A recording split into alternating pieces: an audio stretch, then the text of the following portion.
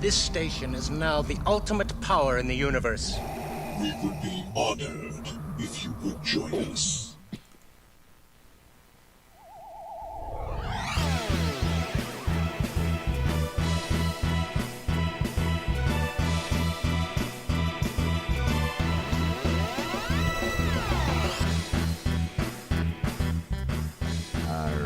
It's another Thursday night.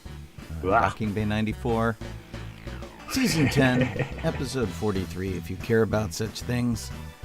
Tonight, our special guest, author Craig Miller. Yeah! He's written a book called Star Wars Memories, and he was there to have him at the very beginning. Oh, yeah. The world? Pretty good stuff. He was at the early days of Star Wars promoting that. And he was in, he worked for Henson, promoted movies for Henson. Pardon me. Did all sorts of great stuff. So we're going to talk to him in the 8 o'clock hour. And we'll do our usual BSing until then. I am Sean Obi-Shawn Crosby. This is Jeff Solo Donoho. I'm Colleen Crosby. And this is Docking Bay 94. You can be watching on my Facebook page. You could be watching on YouTube or on Twitch, and you can be listening on sci-fi.radio. Yeah. Sci-fi for your Wi-Fi. It's where we've been for far too long. Yeah. Hi, Don. Hi, Sam. We're still plugging away. Okay. Good Cool, to see cool. you guys. Okay, got them. I don't see anybody on Twitch yet, but except me. It's because they know that Kit's not going to be here again tonight. That's probably it. They're all Well, bored. as They're long like, as... if Kit's not going to be here, I'm not going to be here. Is that how that works? Right. Okay. Man. That's pretty funny. Oh, there's Talon Thorn. He decided to show up even though All right, was. Talon Howdy. Thorn, first on Twitch. Right. Bing. Sweet. How's everybody doing tonight? I am Okay. tired as usual. So, Tired as usual. tired as usual. At some point, I'm going to stop being so tired. And then I'll probably be dead, so... Well, there's the Weird Al song, I'll Be Mellow When I'm Dead. Right. Yeah. And, Yeah. you know, that requires a lot of energy. So, yeah, I think Colleen and I are, like, physically worn out a little more than usual because we tracked family all over Disneyland on Tuesday. Yes, we met some grandnieces. Mhm. Well, we Oh, met my okay. brother and his wife and his son and his wife and their 2 daughters. Oh, okay. Right. And, hey, Dawn. So- they are adorable little children. Family Aw. from Montana, family from Texas, Oh. and Disneyland was like the common ground. Yeah, it was so fun. But what, a 2-year-old and a 7-year-old? Yeah.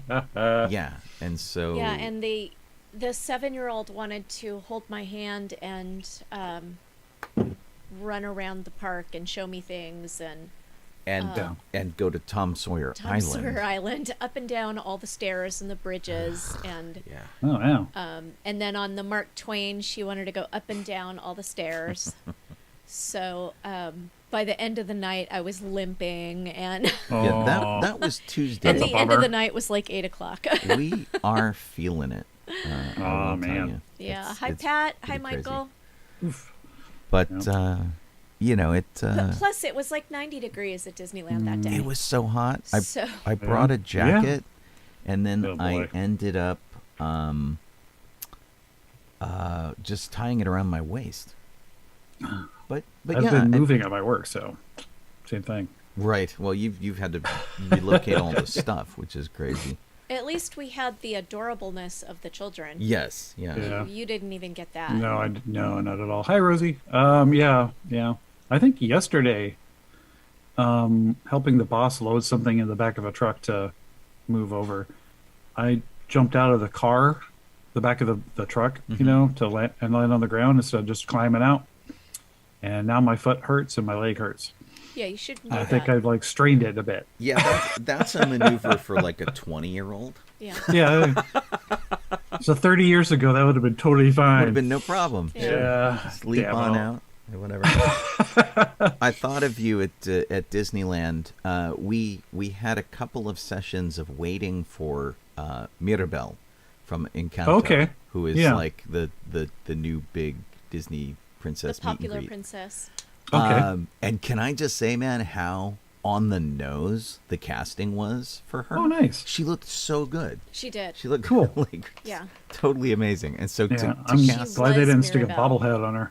yeah, it was pretty great, and giant glasses and the whole deal. But the guy who was trying to do crowd control, because the area in which they put everybody to do this was not a good choice. It was a like- weird way that they had instead of having everybody line up and then go one at a time to meet her. meet her. Yeah. They put her on a little stage and then Mm-hmm. shoved everybody in to this like holding pen. They put her in a Okay. walkway And- opposite a stage, which was really weird. So they had a stage, Oh, and the that's true, stage, yeah. the stage was set up for Coco, and it was over Oh, by. so DCA.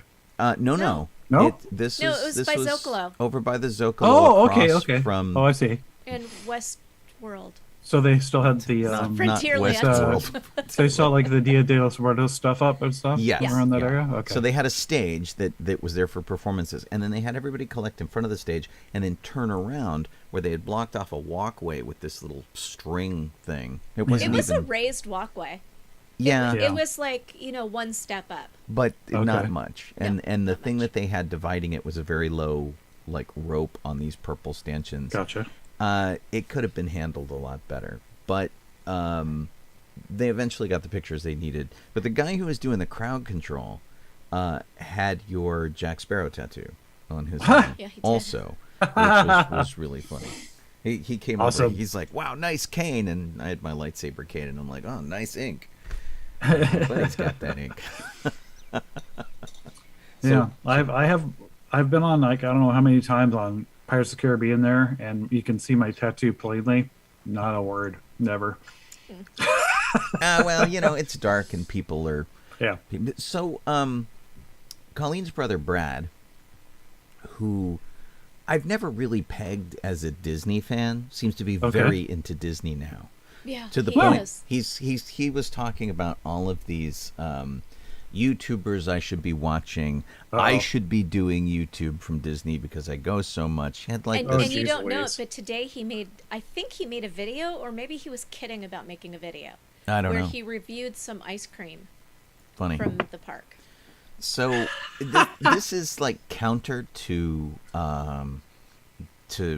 Brad's usual demeanor, and I've Weird. never seen this exhibited from him before. But however, Kids. Brad is very much a hobby of the month kind of a guy, Oh, okay. and so I could totally see him going, "We're going to go to Disney World and we're going to go to Disneyland. Let's get totally into it and like learn everything we can about it." And so he was comparing Hey, and Alan. contrasting because he hadn't been to Disneyland in a while. Gotcha. And so he's like, Disneyland's better because of this, and this is what Walt Disney World does wrong. And it was like very funny to hear this. I think it would be interesting then to see if like 6 months from now if he's still completely interested into it. in the Yeah, in the videos, because he might be. yeah. Yeah. Okay. It just kind of and being in Texas, I guess you're kind of equidistant to Oh, geez. Florida and You have to go to like Astroworld Mike or something Cravens if asked it's if still he's around. ever watched this show. I do not know. I don't know, which was funny because that was the thing that I was talking about, and because he's like, "Oh, this guy talks about this and this and this and this," and I'm like, "And we do every week." Yeah. It could have been any. Yeah, I mean, there are so many Disney YouTubers. You know, Yeah, it and could he be had anybody. he had the whole list of this guy and this guy and this guy And he's like, I Okay. wanted to run into this person, but I ran into this person who I can't Uh-huh. stand. And I'm like, it Oh, was geez. It was funny. hysterical. Yeah, it was really, Yeah, really I've- funny. yeah. But anyway, it was not the Brad I'm used to. Oh, okay. Which How is do you funny. frequent Falcon Flyer? Triple F? I don't know. Triple F? That probably is an easier one. Frequent Falcon Flyer? You got to kind of say it with a Daffy Duck. Play.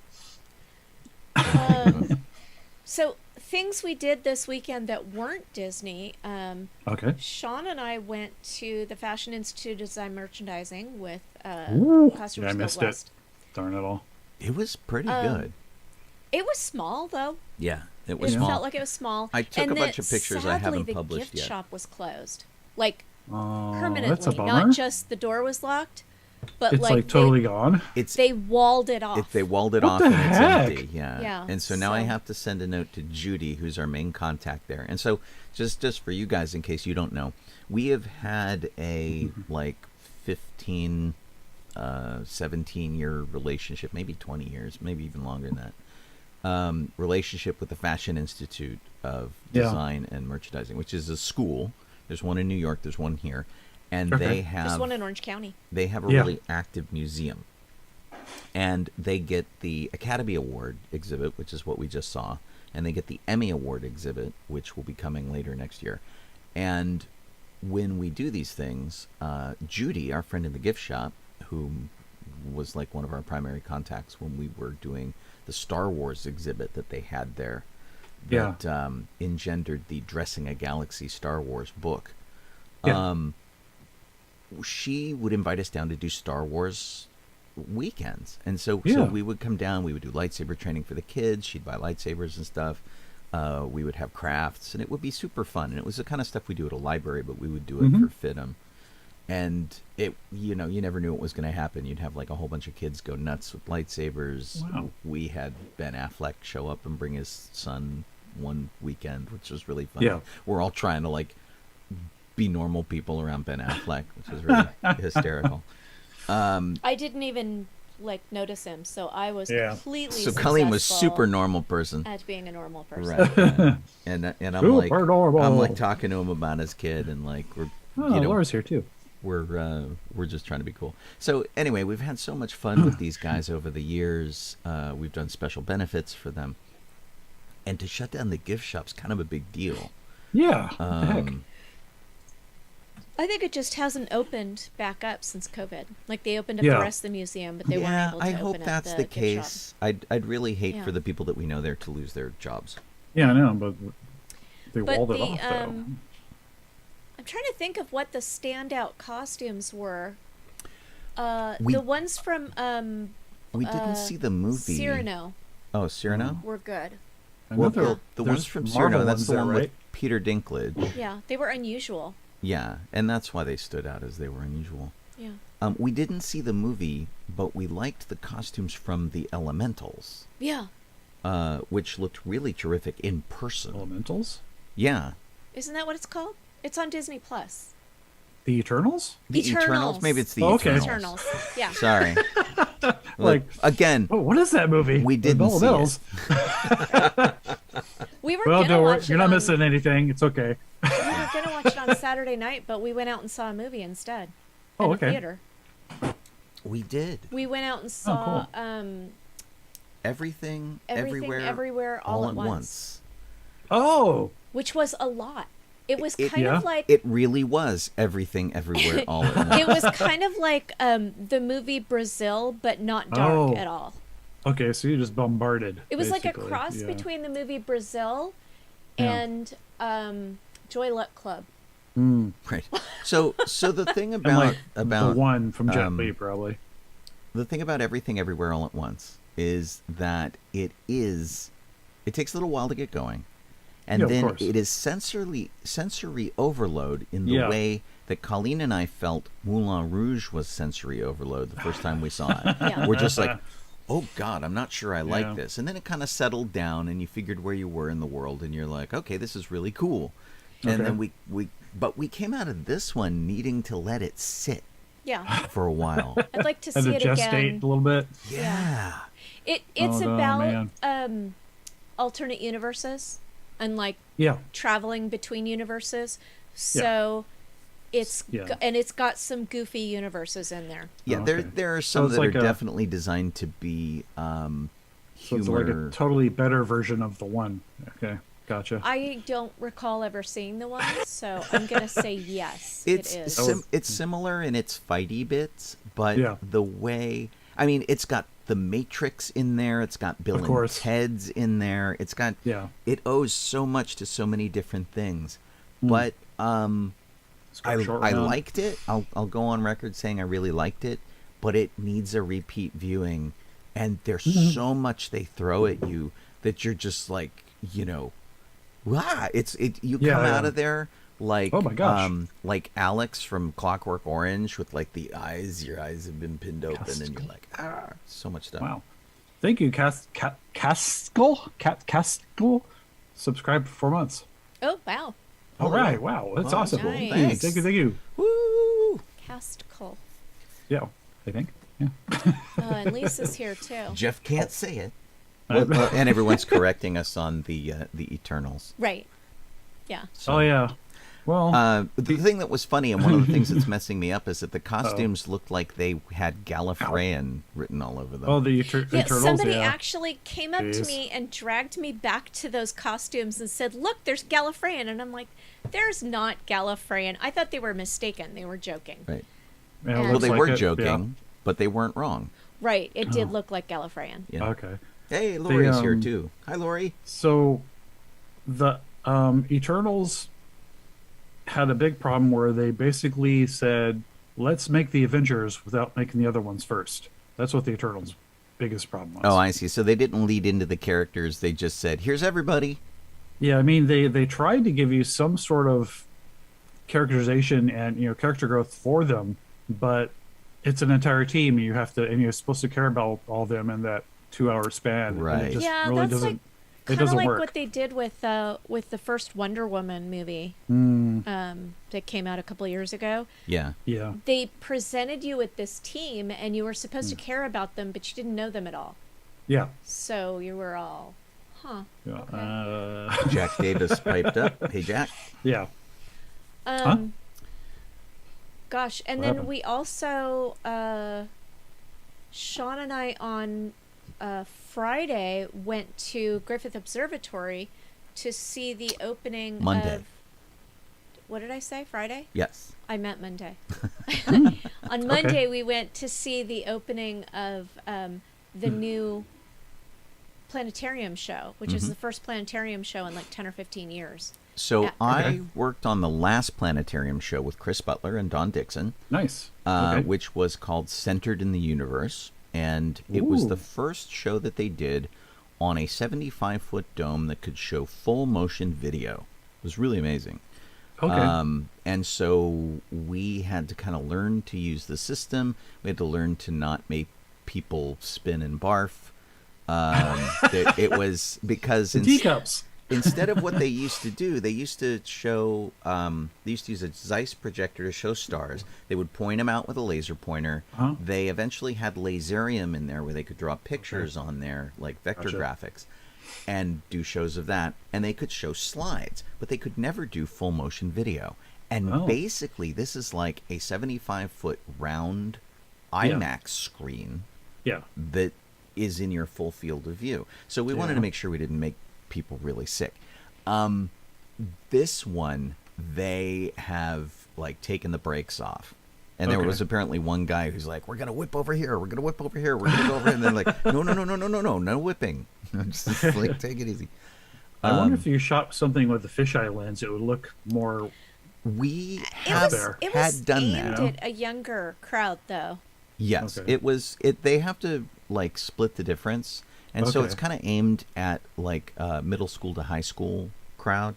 Oh. There is a live presenter who does the narration live, which is really unusual for the planetarium. So Gotcha. they come out at the beginning and the end, and they've got a glowy orb that lights up their face, and you can see them actually Oh, okay. talking with the microphone, and they narrate the Yeah. entire show live. And And I couldn't tell that it was live. I thought it was pre-recorded. She Oh. did not miss a single beat. we live in Hollywood, and so Okay. Griffith Observatory gets quality narrators to come do this. The people who do Oh, the wow. planetarium show are really terrific, and I can't remember her name, but oh my God, she was amazing. Yeah. Even through a mask, she sounded terrific. We all had to be That's masked. We cool. all had to be vaxxed. Of And course. the show is called Signs of Life, and the idea is not so much going where are we going to find aliens in Yeah. space, which is kind of what everybody thinks of when you say signs of life in space, but which not only planets and moons within our solar system are likely to foster life and to Like be able bacteria to create and- life, yeah. Yeah. But also exoplanets, the planets outside of our solar system, and they flew you to a bunch of different places, and they showed you some really cool stuff. And in 15 years, you know, the quality of the animation's gone up, and they have new projectors. It's absolutely beautiful. And if you're in LA, first off, the Griffith Observatory is a neat place to go on its own, regardless of the planetarium show, because it's in a bajillion movies, and it's, you know, one of those recognizable locations in Los Angeles. You can see the Hollywood sign from there. Yeah. You get a great view of the city at night. My favorite view of the city at night. And when the sun goes down on a clear day, you can see all the way to the ocean, to the west, which is really cool. So it's always fun to go there. And then the planetarium has cushy, comfortable seats that threaten to put you to sleep. So if you went to the planetarium, to Griffith Observatory and the planetarium when you were in high school, and you were in high school like 20 years ago or 30 years ago, Yeah, pretty much, yeah.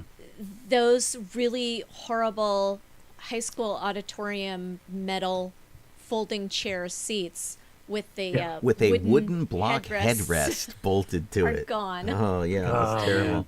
And now they Oh, have boy. cushy seats. If you want to see what boy. it looked like, actually, you want to get a really good look at it, watch the James Dean film Rebel Without a Cause, because Gotcha. they actually went inside the planetarium and they show you what it looked like at the time the movie was being made. Oh, which wow. Is, which is pretty great. Yeah. And Lisa brings up that it's a great place for a first date, and that is there you not go. wrong. Yeah. It's the observatory is free. They don't charge you. You might Oh, have to nice. pay for parking if you want to park close. Otherwise, you can find other places to park in the park and walk up there. And if you're a hiker, you can go early and park somewhere and hike through the park and get to the that's observatory yeah, true. through the hills, which are really great. I just want to interrupt and say welcome to Eric and Liz.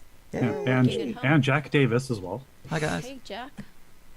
So we Howdy. we did have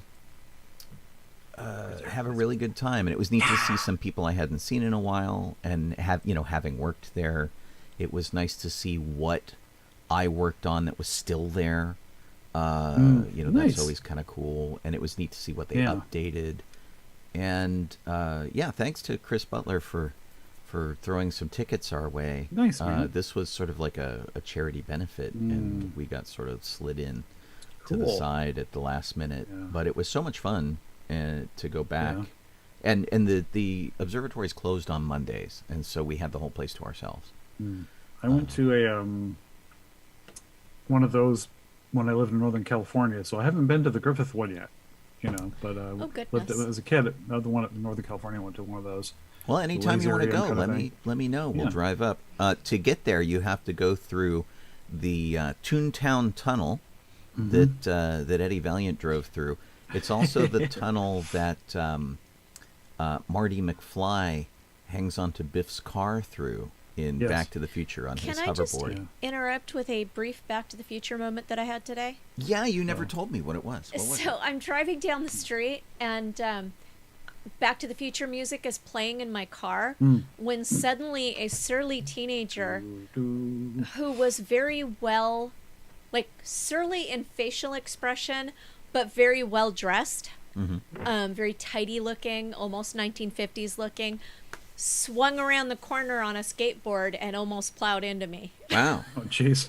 It just felt very Back to the Future. Well, at least he didn't eat it into a manure truck. Right. Yes. But and if there had been 50s cars chasing him, I wouldn't have been surprised. Or, he Oh, wow. had been chasing Yeah. on a hoverboard. Gotcha. Um, So Go ahead.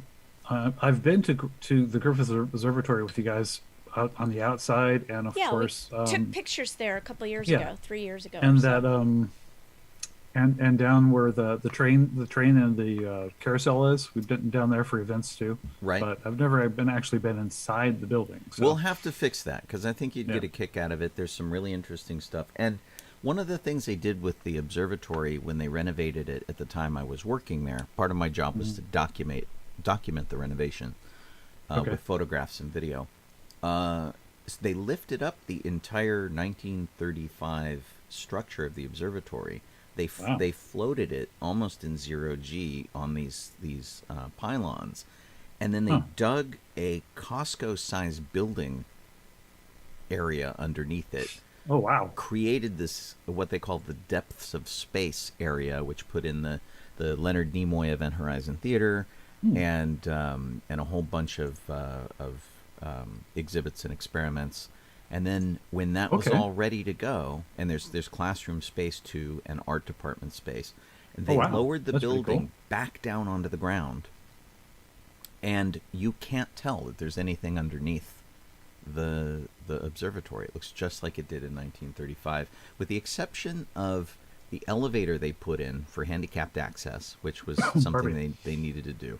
That's over to the right side of the observatory, and there's also something called the transit corridor, which is basically like a giant sundial that they put in along the right hand side.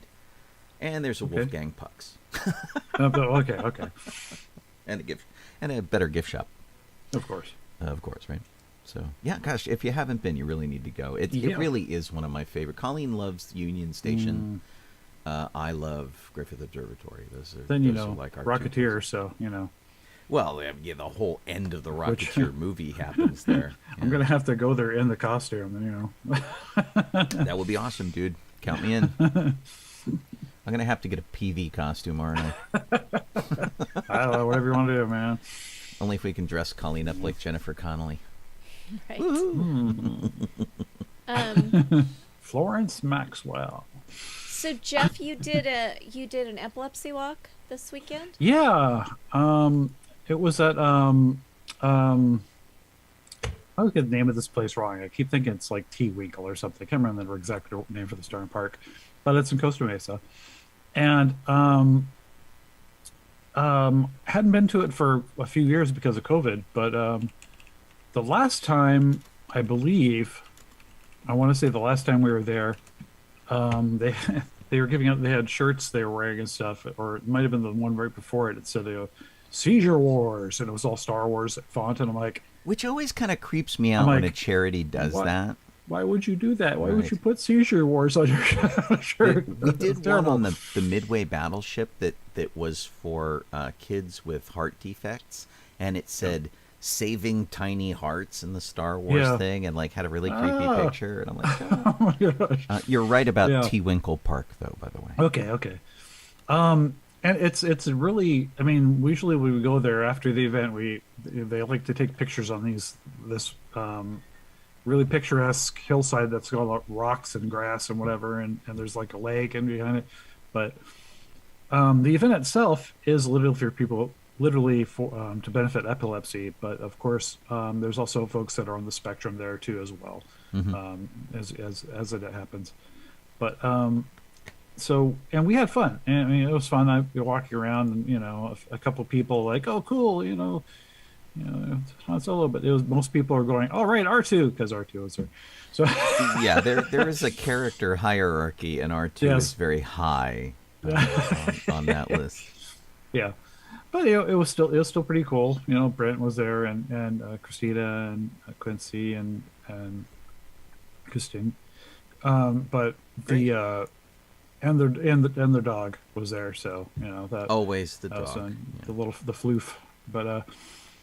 Yeah, it was pretty neat. I was expecting to roast, and I really didn't, surprisingly. So you're lucky. It wasn't terrible. The temperatures didn't get really bad until Sunday. Yeah. That was the worst really of the heat wave, and then we were surprised that it like cooled down on Monday and then heated up again on Tuesday.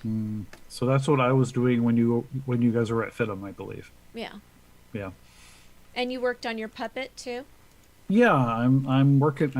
I'm getting closer to finishing the puppet. I've still got to put some stuffing in him here and there, stitch up his arms, and get some arm rods. But I also need to put the eyes on him, and then basically he's done. Wow. Unless I want to do more decoration. Good job. Yeah. It's quick. So whenever I finish that sucker. And speaking of long-term projects, both of you worked on your geez. cars? Yeah. We did not Yeah. as much as we should. Yeah. You didn't work on them together, which Yeah. you usually have been. Jeff brings his car over here and they work on them at the same time. Yeah. But Sean It had was- a lot of swearing involved with Well, working yeah. on his. That's what I understand. Yeah, well, so one of the problems that I've been running into, and I'm not really sure if this is a thing that if this is a problem I'm having because I'm getting old stock of paint because Could of be. the closure during COVID, and the paint Yeah. I have is like a year or two old. Or if they're reformulating the paint because oil prices are higher, and maybe they're using less petroleum in the paint. Whatever's going on, Could be. the cost of paint has gone up, and the quality of it has gone down. I don't have a paint sprayer. I'm not buying car color in bulk and doing like a Yeah. professional paint job because I want the car to look like it was done, on the sly, as needed by, the Republic or the Rebels or the whatever. Yeah. And so everything's coming out of rattle cans. And Yeah. I've been trying to use this professional car paint, though, because I'm leaving some of the car in its original color, which is a silver metallic. And So the trying to duplo match color the paint? metallic. Yeah. And it's just been brutal. And so I tried to do... I used some paint that was just regular Rust-Oleum paint. It wasn't even car paint. I bought 2 cans of Gotcha. it. Oh, no, I'm sorry. It was Krylon. Okay. And I haven't used Yeah. Krylon in a while because it's really hard to find. I used to love it. It used to be all I used. Yeah. But I did one side of the car with a can of paint and the hood of my car. It came out great. And then I did the driver's side, and none Yeah. of the color would come out of the can. Oh, good Just grief. the clear lacquer would come out of the can. And so that Okay. was terrible. And I had to take Yeah. it off because it dripped, it sagged, it didn't have the color in it. And then Lame. I had to fake it, and was just frustrating. It was just awful. Yeah. So, I've Sean's trouble been too. updating everybody on his Facebook with posts that say how it's going and show a couple, 3-4 photos Our of the project changes. thus far. Yeah, he's Yeah. doing really good at that. But Dawn says, car is looking great. Where can we see Jeff's car? Well, So- actually, Jeff, have you I'll been- try and you have have you- pictures on Facebook, right, Jeff? yeah. Let me put them up. I threw a link in, but I don't know if they'll actually be able to use the link. It's See. really No, long let and me put them convoluted. up on the screen here, Yeah, that doesn't Okay. work, Jeff. and I will Yeah, show you it's because it's junk. did you just put them in Road. in Yeah, the Road Squadron. Road Squadron? Yeah. Yeah, okay, that's a private group, so let me get Yeah. there. Yeah, neither the link in Facebook and the link in Twitch, neither one of them were Gotcha. working. Okay, I got it. Yeah, our Road Squadron group, we have 2. We have a public one, and then we have one that is just for builders, where Yeah. people can, talk about their problems, ask for help. So here, I'm going to switch us over. Pardon me. That is the wrong one. Yeah, I was having trouble with the Krylon the first time. Like I did the hood, remember at your house, and it took so many cans. And I don't it think looked that. terrible. Oh, was that Krylon that you had trouble with? Maybe On we the just hood, need to yeah. write it off. Yeah, and so I used the last can of Krylon to do this front end, and then I did touch up on it. It actually worked a little better. It still had runs and such Right. here and there, and then I used the Rust-Oleum to finish up the rest of the front end here. Jeff, you'll have to So- post some of these pictures at DB94 so the people on the radio can get a chance to look at them too later Right. on. You mean on the page itself? Yeah. Yeah, on the Yeah, page for yeah. DB94. So, Yeah. if you can see us on Facebook or YouTube or Twitch, Yeah. you can see the front of Jeff's car. And Yeah. so the lines that you see on the top of the hood, that is the original silver paint of his car, where Yeah. he laid out black lines and then peeled those up. Yeah. And then you just did the bumper, Yeah, which looks and really then the angle shot. I was trying to get a shot so you can see all the other lines because I Yeah. added 2 lines to the good. front. Here's the angle shot. Yeah, it was like it's the last one in the post right there. Yeah. Yeah. So you can see a line coming up from like I don't know that groove in the bumper and the grill thing. Yeah. So I added that, I think it looks good. Yeah. So Jeff's car is primarily white, so he's using a satin white on it. Not quite a matte, but like a satin that's like got a little bit of shine to it, because we're trying to make his car look bigger in scale than it actually is, because your ship is which ship? The Ghost. The Ghost from Star Wars Rebels. Yeah, so that's the deal. So it's looking good so far. Thank you. It's funny. So doing the white coat, you don't, unless you get it on the headlights or something, you don't have to worry too much about overspray, because you're just going to paint everything white. Yeah. I mean, it's the bumper parts and all that rubber, the gray plastic and stuff. Yeah, on the windows. Yeah, so, I see a little bit of overspray on that, but that'll come off with rubbing alcohol. Yeah, totally. I haven't bothered with it really yet, easy. but yeah. But anyway, yeah, it's progress is being made slowly. That took forever to tape off, dude. How close to done do you think you'll be by Celebration? I'm not sure. I mean, it's Celebration's like the third week or something in. It's like the last weekend of May. Okay. The white will be done. So by that effect, I should probably have. I would expect I'd have all the painting done. I just don't know if I'll have the other stuff done. Like sticking that thing on top and having it painted, whatever, and putting chopper in it and stuff like that. Yeah, it's that's what I'm worried about, is like how much am I going to get done of the accessories. I do have the option of bringing a lot of that stuff with me, just loading up the back seat and then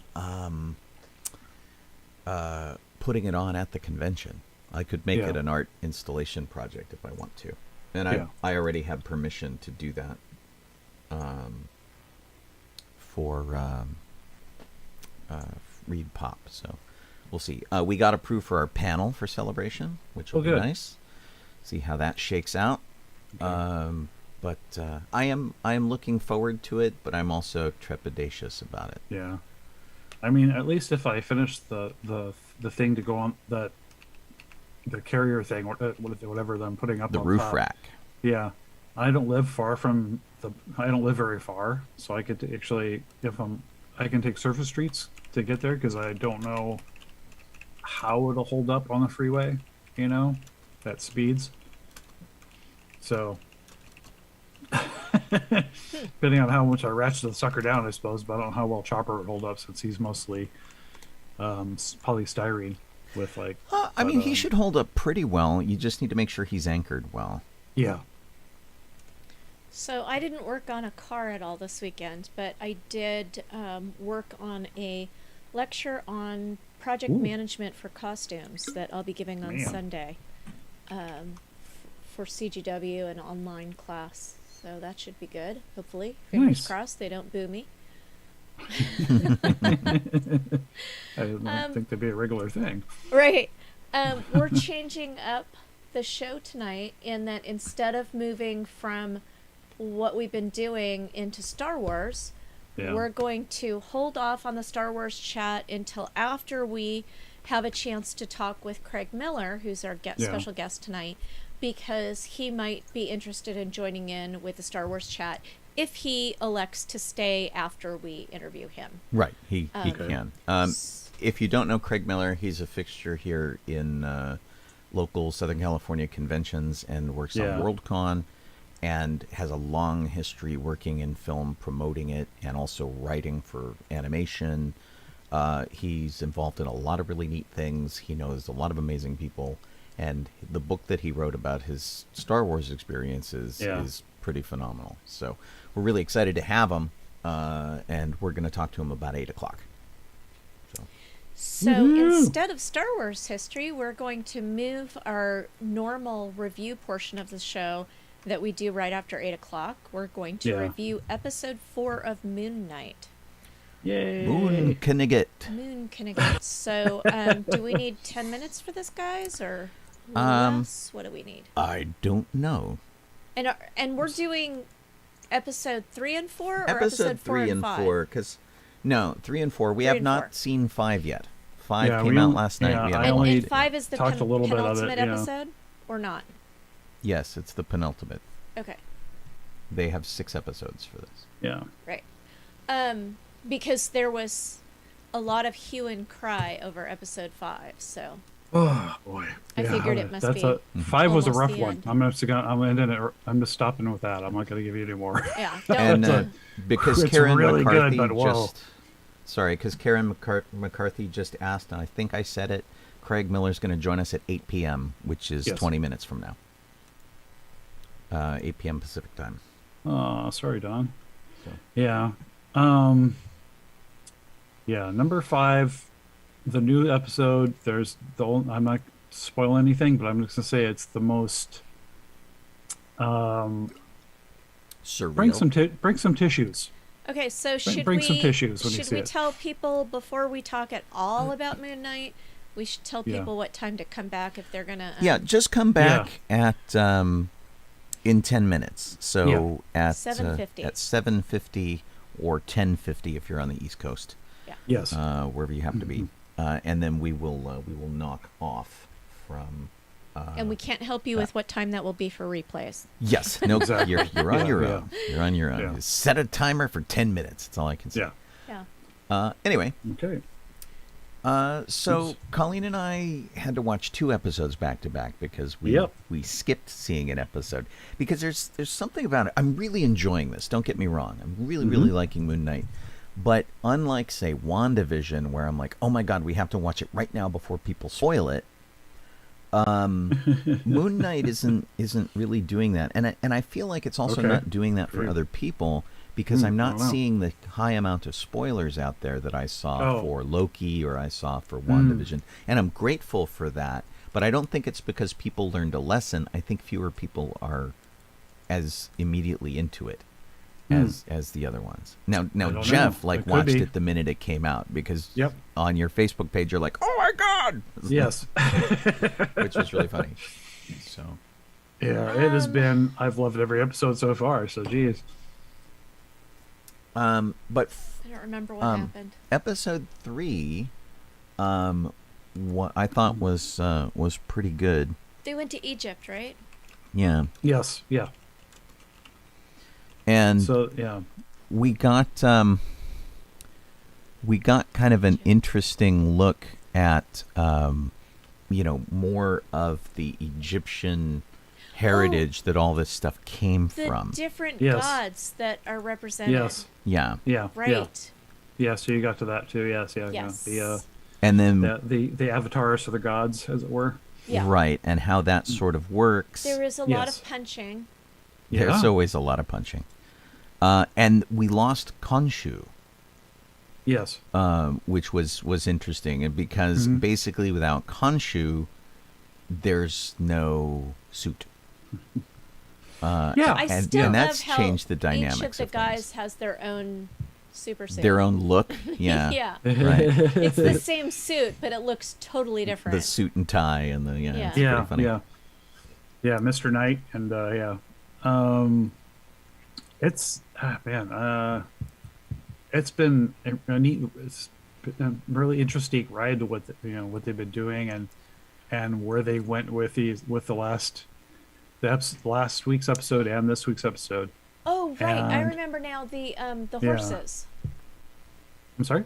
The horses. They went to like a private residence where a bunch of people were jousting.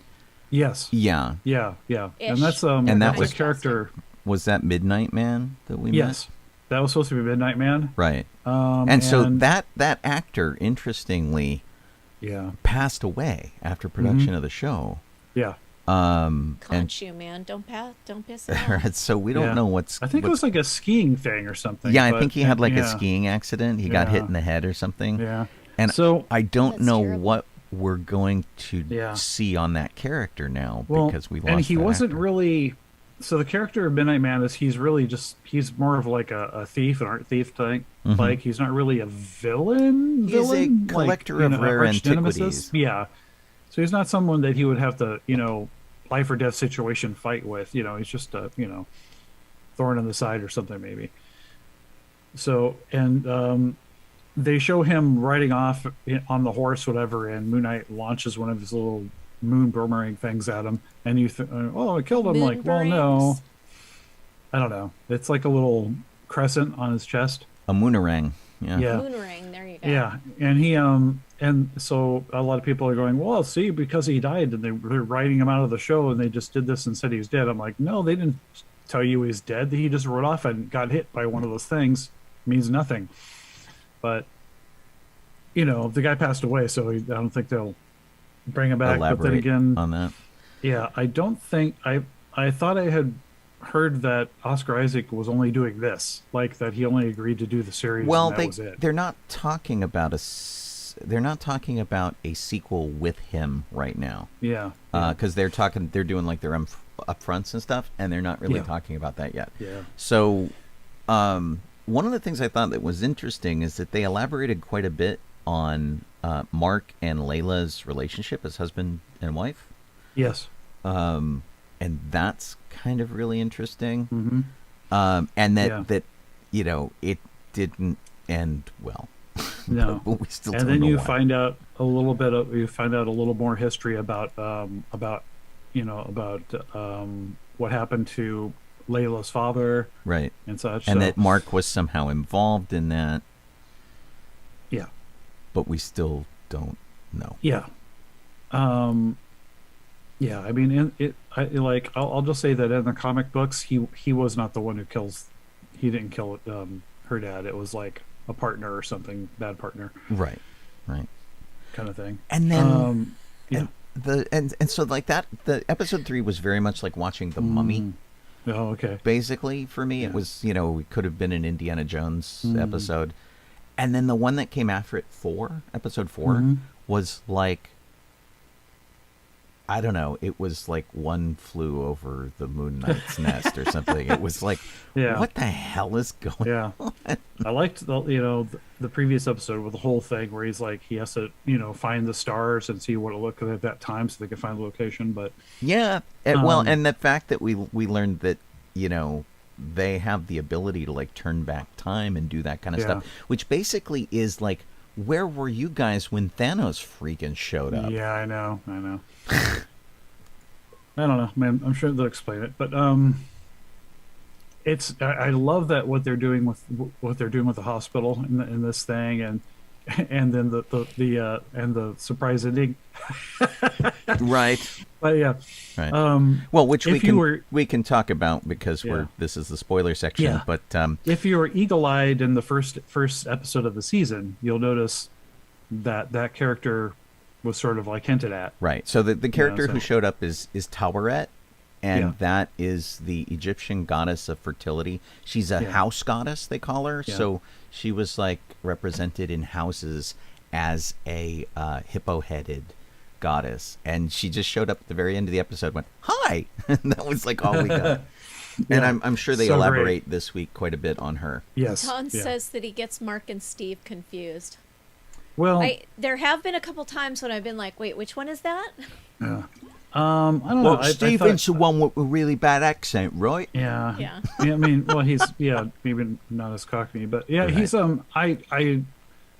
I do like the fact, like in the new episode that you haven't seen yet today, Mm-hmm. they go into that, and it's so well done. The difference between the two alters, if you want to call it that, even though Mark's supposed to be the actual original and Steven's supposed to be the alter, but in any case, you'll definitely see a total difference between the two, and the episode that came out yesterday.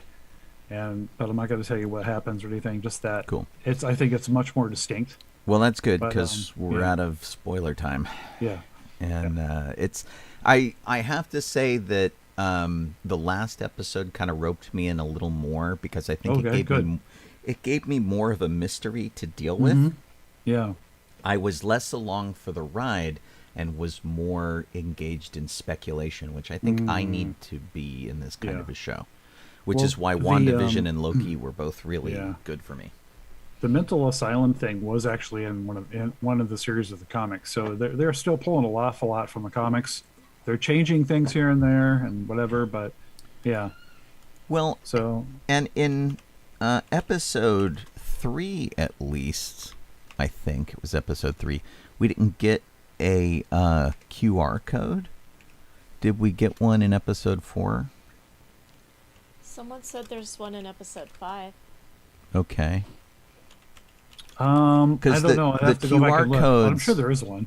If you can scan the QR codes, You get a comic. Yeah. you get a comic, yeah. Although I Yeah. think for episode 3, when they didn't have a QR code, Marvel just put one up on their site and said, Yeah. here is the, yeah. you know. So they probably did that too. I don't remember seeing one in number 4, but you never know. It could be there. You know. Yeah. I love this a lot, and I really, really hope that that he comes back to play the character, no matter whatever happens with episode 6. I really hope they have him come back because he is just brilliant, so good. Well, it's I can't wait to see this week's, at least, because after Yeah. the ending from episode 4, episode 5 looks promising. Yes, it was. I'll so, check it out. was And you say bring Kleenex. for number 5. Yep, you're gonna Okay. need it. All right. I mean, I should have had some nearby, but yeah. All right. I'll Yeah. trust you. I don't. Now, today, while we're talking about this, today is actual National Superhero Day. Yeah. So, and it's not just, Did anybody celebrate? well, Every I did on the day. show this Oh, wait. morning on Good Morning I don't think I Tatooine. got to hear your show this But morning. it's not just Superman, Batman, Wonder Woman, Captain America, The Flash. I Yeah. did Flash Gordon even. It's the bowler Yeah.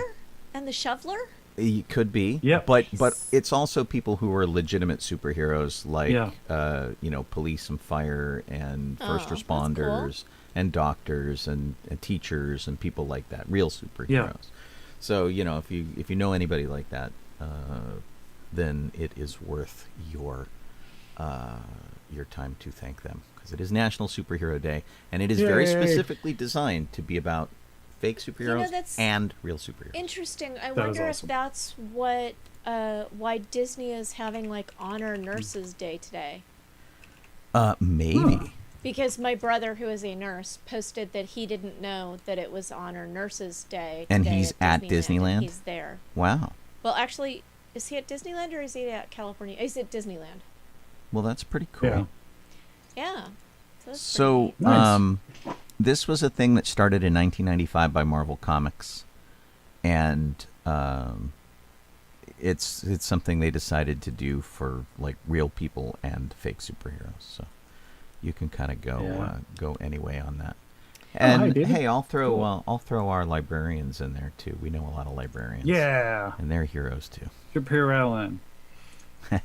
I watched a podcast, the Life of Jem podcast that, Yeah. and Jeff, you joined in too, Yeah. that Alan was guesting on Yeah. yesterday, which was pretty good.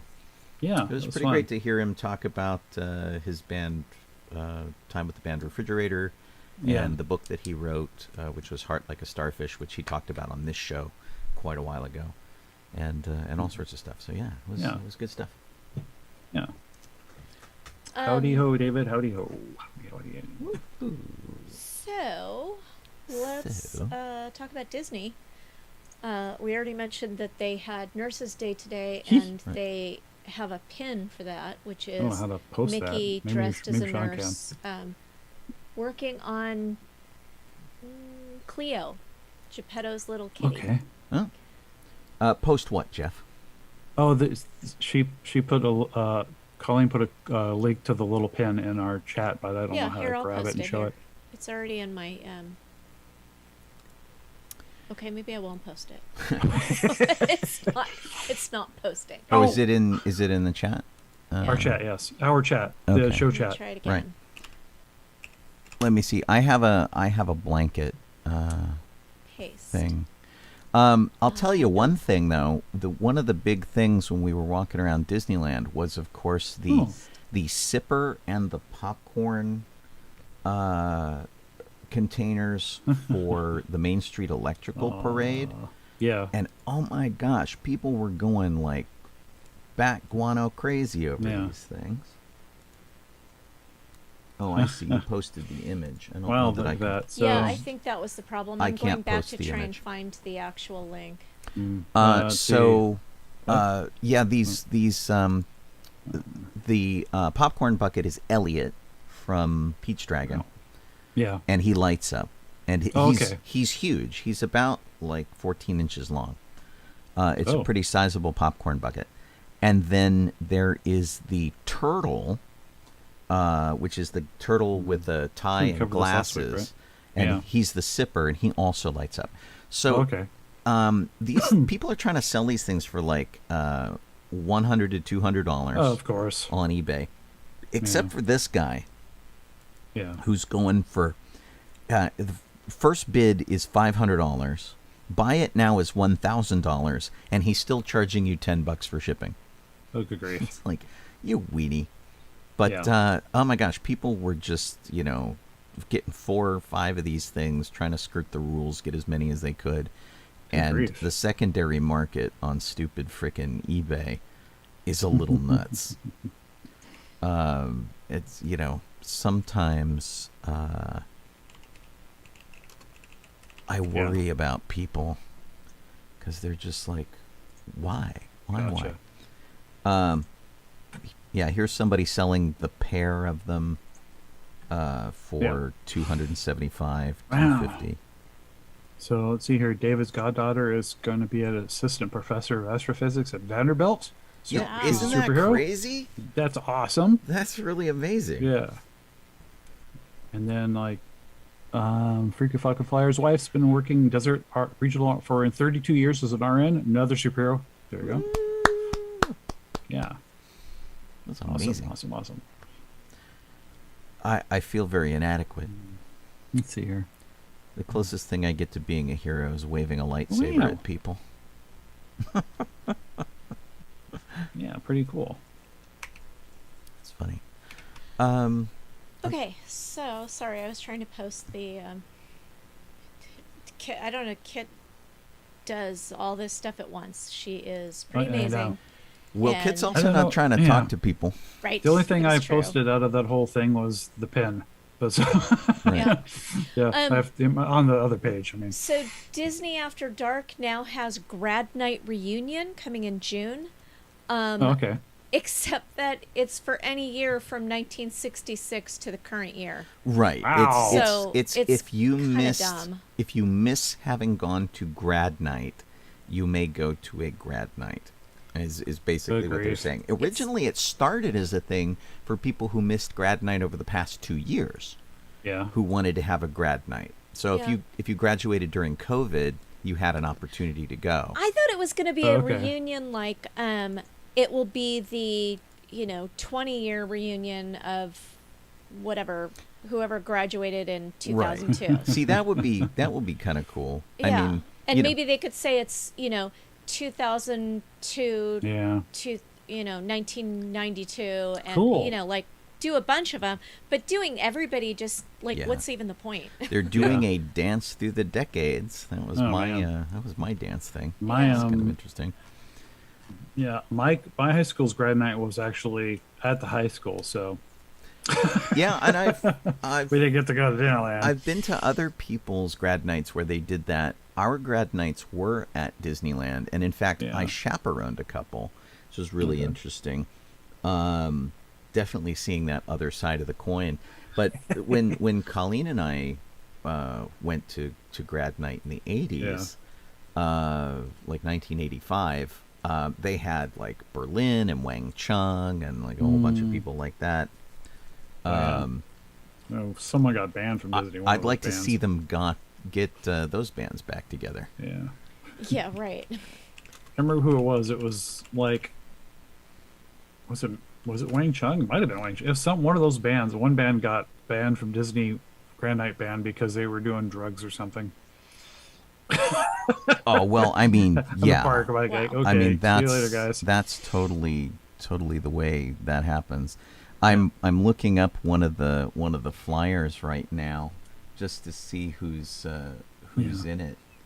Yeah, we have 2 Well, minutes Sean, we're till just 8 about o'clock. top of the hour. It's 1 Yeah. minute to the top, Okey and Craig dokey. is in our waiting room.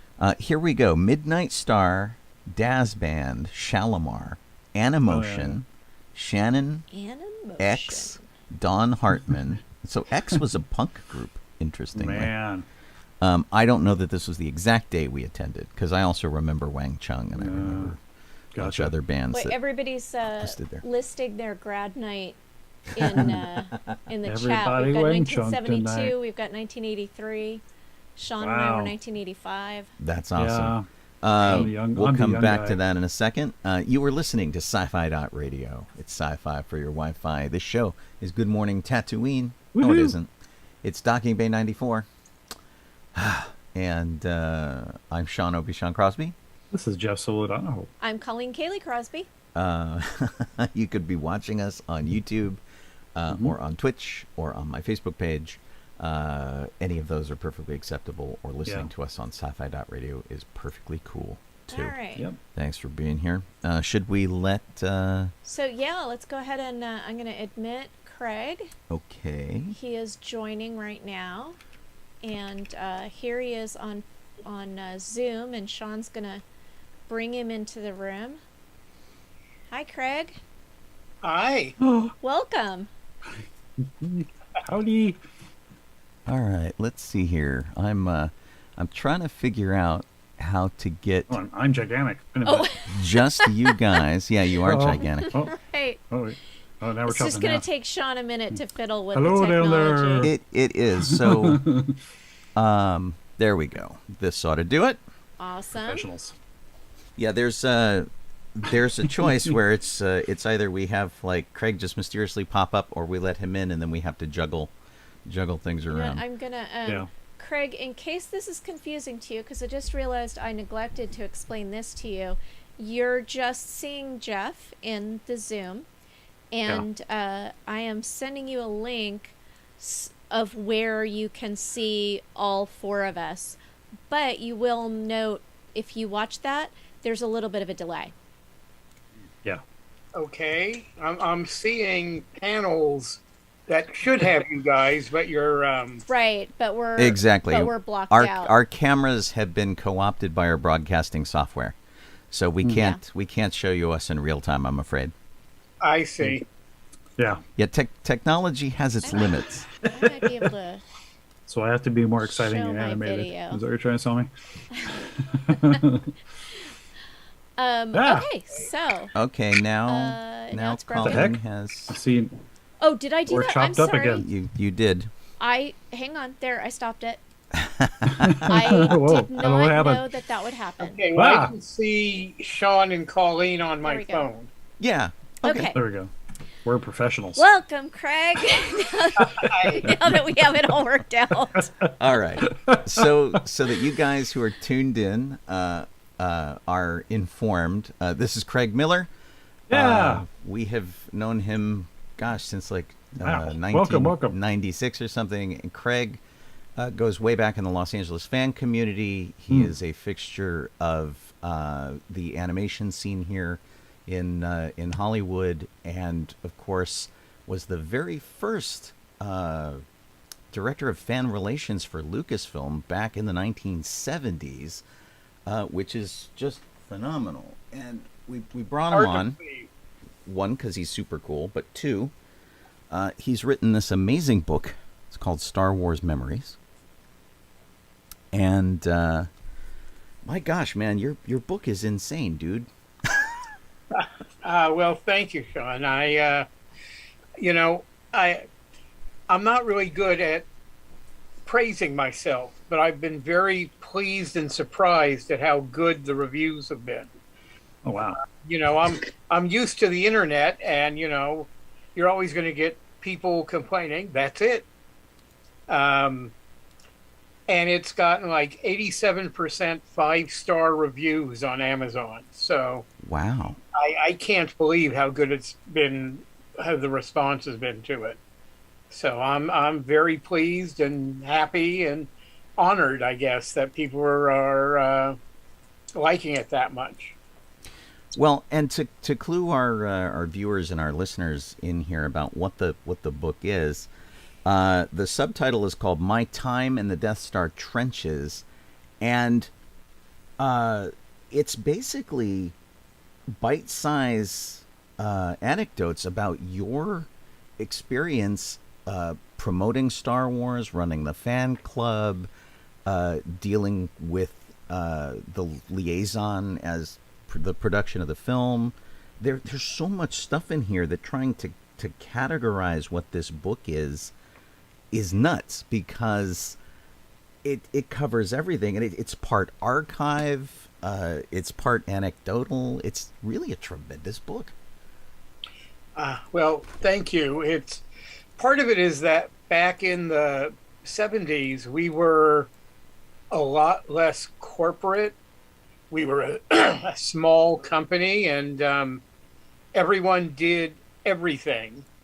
And so I was hired to be director of fan relations, but I also ended up producing episodes of Sesame Street with R2 and 3PO, and operating R2D2, and for Sesame Street, and commercials and award shows and things, and just stuff all over the place that if you were at a company today, you wouldn't end up with that broad a remit of things you were doing.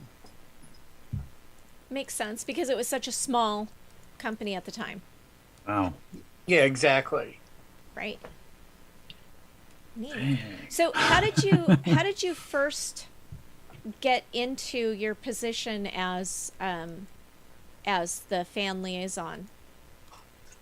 Well, it's because, well, part of it's luck, and being in the right place, and part of it's because I was a lifelong science fiction and comics fan, and I was just familiar with the world of fandom. I was familiar not so much with the movie business, but with movies, because I was a movie fan. I didn't work in Hollywood. I didn't go to film school, but I happened to meet Charlie Lippincott. Charlie was the head of marketing and licensing on Star Wars for what we were then the Star Wars Corporation. And he knew that, people don't realize, unless you're old like me, that back in the 70s, science fiction was not popular. Today, every other movie is science fiction or superheroes. But back then, you might get an A-level science fiction movie like every 3 or 4 years. And they didn't do enormously well. And, people were turning Star Wars down. The studios were turning Star Wars down because no one thought anyone would go see a science fiction movie. And the other thing was that the way you marketed movies back then is you got your stars booked on talk shows like The Tonight Show. And there was no one in Star Wars you could book on The Tonight Show. No one had ever heard of Mark or Carrie or Harrison. And Alec Guinness and Peter Cushing in the United States were thought of as character actors. Right. So Charlie came up with the idea of marketing it directly to science fiction and comics fans. God. He knew fandom existed, but that wasn't his area. He didn't really know it, and he needed someone to help. And I ended up being hired as a consultant in 1976 on the marketing of Star Wars because I was familiar with fandom. And so I helped come up with how Charlie would market it to fandom, where he would go, that sort of thing. And then he did all the shows. A lot of people have heard about the shows at like the San Diego Comic-Con and the World Science Fiction Convention in 1976. And I was there. Charlie did those shows. And then once the movie came out, I was brought on full-time as director of fan relations. And then over the next 3 years, my duties expanded beyond the early part of it, which was creating the fan club, dealing with fan mail and conventions, to all types of general publicity, including, like I said, Sesame Street. I wrote the press kit for Empire. I spent 4 weeks at the studio on Empire doing interviews, sorting through slides, and just all kinds of general publicity stuff. Cool. Yeah, it's really neat. I have to say, so the first time we met, I think, was probably at like a LostCon or a WesterCon, and it took me, I don't know, 10 or 15 years to realize you were that Craig Miller, which is probably just as well, because it probably kept me from, certain levels of fanboying, which was probably likely to happen. But just the sheer amount of early Star Wars things that you had your fingers into, that you made happen, like the fan club. Most people have never known a time without a Star Wars fan club, but you had to start that from the ground up and then make it into a thing that people wanted to continue to belong to, largely through Bantha Tracks, which was this terrific outpouring of behind-the-scenes information of what Lucasfilm had done and what was upcoming from them. And that you were pretty much the main champion of that entire publication. Yeah, I mean, Charlie, when he hired me, one of the things he wanted was there to be a fan club. And I went out and interviewed. There are companies that run fan clubs, but I met with them, and their attitude was more, we'll get their money, we'll send them a couple of pieces of junk, and that'll hold them, and we'll harvest their addresses and send them advertising for merchandise for whatever they're a fan club member of, plus all of our other stuff. And that was not the attitude we wanted. We really looked at it. I looked at it, and Charlie and George and Gary and everyone else, as we wanted to treat the fans as real people. Yes, there was a mercenary aspect, and we wanted them to continue to be interested in Star Wars movies and continue to be interested in Star Wars merchandise. But the fan club was not going to make money. It was paying my salary. I had a staff of 3 people sorting fan mail. We had all the stuff that we mailed out to anyone who joined the club.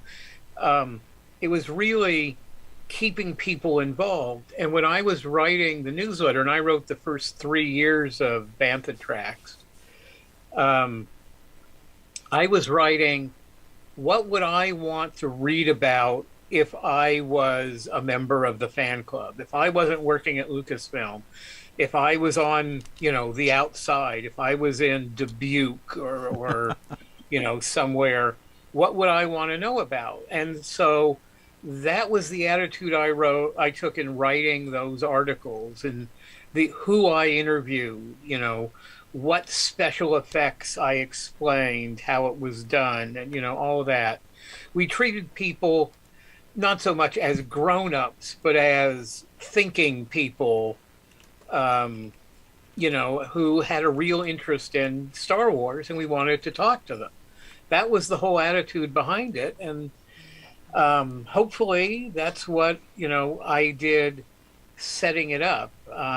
My name is on all the newsletters in little tiny type as edited by, but actually I wrote, I think except for 1 or 2 articles the first 3 years, I wrote everything in the newsletter. Wow. I know that we couldn't wait to not only get the newsletter, but also the welcoming packet. When you joined the fan club, you got, a letter from George, you got some patches and pencils and pins and things. And it really was a thing to keep your interest between movies, because unlike now where we're just completely bombarded by so much Star Wars, we had to wait and there was an anticipation level that had to continue to be fostered as fans, that, you know, we weren't getting hit with books all the time, or we did have comics at least. Yeah. Yeah, we didn't have stuff, and we didn't have the internet, so you couldn't get a constant flow of stuff. Let me tell you two little things about the fan club kit, the original fan club kit. One of the things that cost so much was we did a color poster that I designed and Ralph McQuarrie painted, that was exclusive to the fan club. And was that the X-Wing poster with Luke in the cockpit? Yeah, Luke in the cockpit flying out of the trench and bursting off the page. Ralph's was a fabulous artist, and he was a really nice guy. We were friends. He actually lived not very far from me. But his stuff, he was an illustrator, he was a designer, and I wanted something more dynamic. So Ralph was the artist of Star Wars. If you're going to do a Star Wars artistic poster, Ralph was who you had do it. But I wanted more action-y. Nice. Yep, that's the poster. It was a great full poster, color. and we all kind of had it on our wall, and then it turned up in like West End Games on a cover of their box, and it gets reused periodically for some of the toys, and it's just a phenomenal piece of art. I had no idea that you were sort of art directing that one. Yeah, I came up with the design I wanted, and you know, Ralph doesn't need my ideas, but I got to tell him what I wanted. The other thing is the pencils that are included. The first pencil had little line drawing heads of different characters up along the length of the pencil. And what I wanted to do was put them on the pencil in the order they would die in the saga, so that as you use the pencil and sharpened it, they would disappear off your pencil. That's awesome. But not What is tell that? anybody. Right. We didn't actually end up doing that, but that's what I originally wanted to do. That would have blown somebody's mind in this internet age when somebody finally figured that one out. Yeah, yeah. Now, you were with Star Wars through Empire, Yeah. and then you kind of jumped ship. You went to Henson to work on Henson projects. Well, not immediately. I left right after we opened Empire, because people keep asking me why I would leave. While we were working on finishing Empire, I was sitting with George in the sound mixing room because I needed to talk to him about some things, and between sound setups we would talk, and then he'd go back to the mixing. But in that period, he told me that he had decided not to do the third trilogy of films and was only going to do the next movie. And he also told me that he was going to close the LA office and move everything up to Marin. And I didn't really want to move up to the Bay Area. Plus, if I wanted to stay working in the movie business, I'd have to move up to the Bay Area, work on one movie, and then move back down to LA.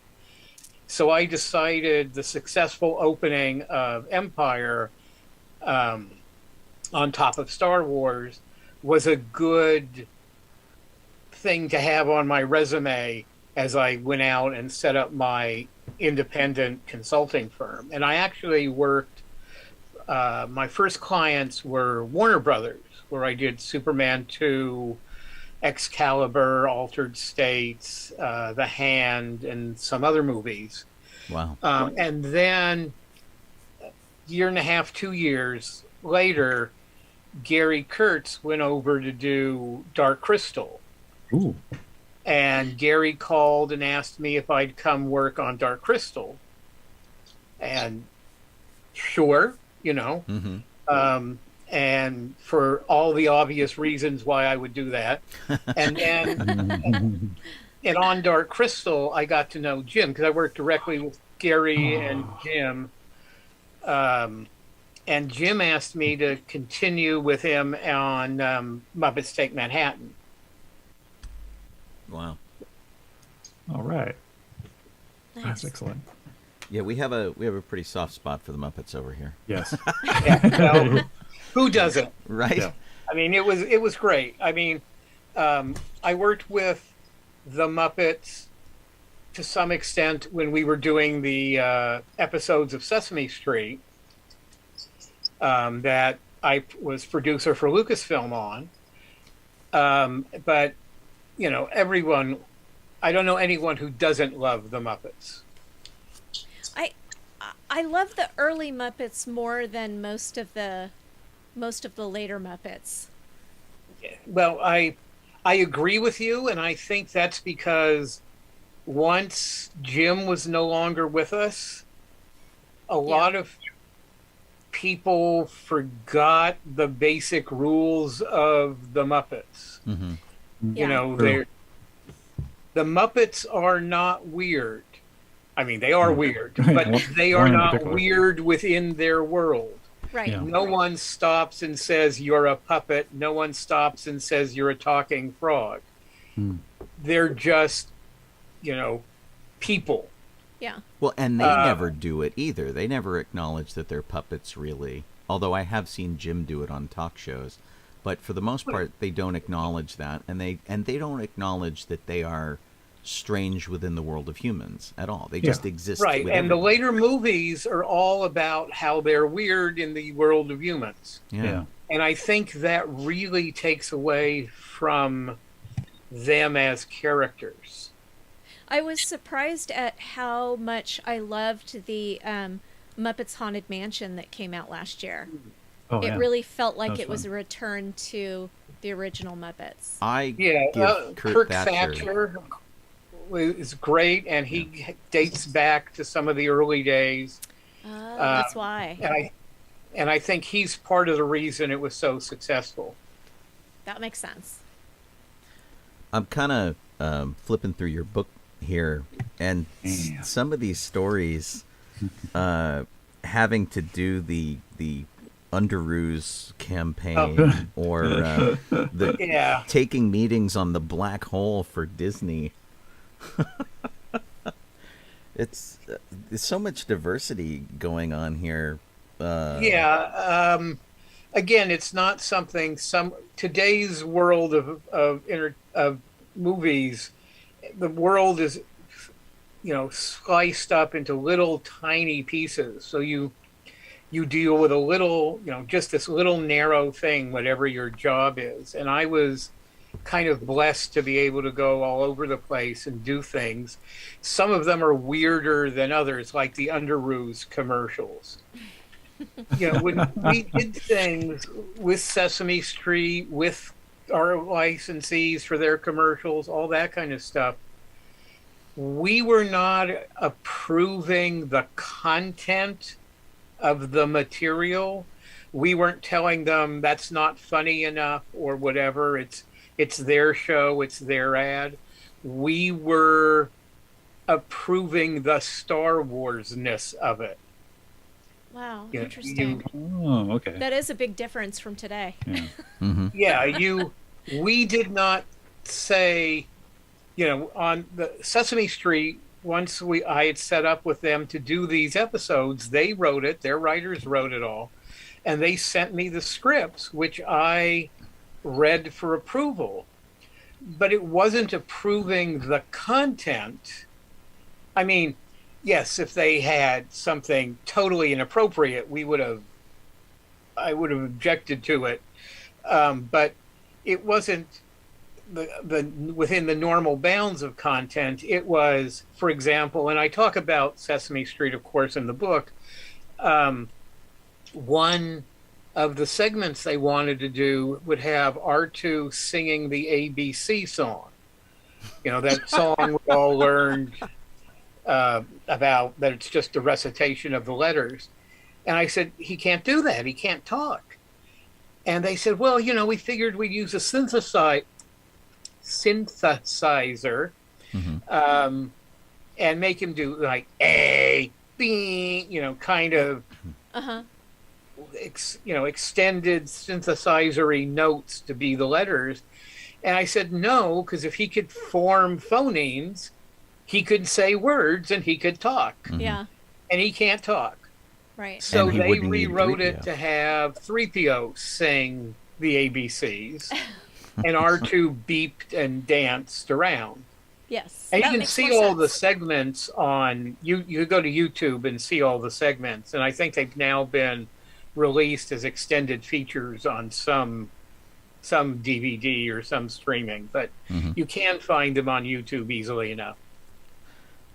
I want to switch gears just a tiny bit, but before I do, for people who are tuned in, I want to just sort of like run down some of the things that you worked on under your marketing consultant Okay. hat, and so just so that you get an idea for what Craig has done, Heavy Metal, The Thing, Dark Crystal, Krull, The Last Starfighter, Splash, Return to Oz, The Black Cauldron, Real Genius, and then we've got Santa Claus the movie and Iron Eagle, and things like that. And so, I mean, looking at this list, and there's a couple of things like The Hitcher that's kind of horror, and Baby, The Secret of the Lost Legend, which is kind of a little more down to earth. But there's no love stories on here. There's no dramas. You were very firmly in the sci-fi fantasy category. Was that by design, or did you just gravitate towards those naturally? Well, again, I was a lifelong science fiction and comics fan, so I did gravitate towards them. And coming off of Star Wars and Empire, people in the industry look to me as an expert in that area, which was a relatively fledgling area for Hollywood. And, I certainly would have worked on a love story or, a crime story if that had come across my desk, but it wasn't really something people were offering me. And it would have been in some ways, harder to do for the type of things I did in the way of marketing. You don't need me to book your star on a talk show. I was there to work on movies that were a little harder to nail down. I mean, I did things like for Excalibur, I got Bride magazine to run a color pictorial on the wedding of Arthur and Guinevere. Wow. That's awesome. And, it was like the studio was worried that it was going to affect the targeting of the marketing because they were marketing it as a, college age guys action movie. And they didn't want to sell it as a romance. Wow. And I had to assure them that no college age or older guys are going to be reading Bride magazine. But, young women getting married, mothers of girls getting married, aunts and grandmothers, they were all going to be looking at Bride magazine, which was had a huge circulation. Mm-hmm. But in that category. So it helped broaden the marketing of Excalibur. Plus, I was marketing it as an adventure movie. I was marketing it to fantasy fans and comics fans and all kinds of things. And I wanted, you guys know about the Society for Creative Anachronism. Yes, Yes. the SCA. And so I suggested that we work with the SCA and set up tournaments in major cities that we would use to promote Excalibur. And we would have guys in night outfits, SCA night outfits, but at night outfits outside major theaters opening weekend. And we didn't do that because John Borman, who was the director, said to me in a meeting, that sounds an awful lot like a publicity stunt. And I said, well, John, it is a publicity stunt. He was like, no, we can't do that. He wanted a much higher brow thing. But I mean, that's the kind of stuff I would do. I didn't do the stuff the studios were set up to do. I did the other stuff that broadened out the marketing and reached out to other places. Well, oh, go ahead, Colleen. Craig, we have a question. Laura would like to know if there's any word about your book being available as an audiobook at any time. Interestingly, I at one point before the book came out, I started to record an audiobook. I don't think I have a voice for radio, but people convinced me that because it was my stories that I tell, it would be good for me to do the audiobook. And so we started recording it. I'd gotten all the equipment from a friend of mine who's a sound engineer. And then Sean and Colleen, my wife came down with a serious neurological disease that put her in the hospital for 3 months, right at that time. And so recovered. Yeah, she's fully recovered now. But at that time, I was spending every day at the hospital, and recording the audiobook fell away. That makes sense.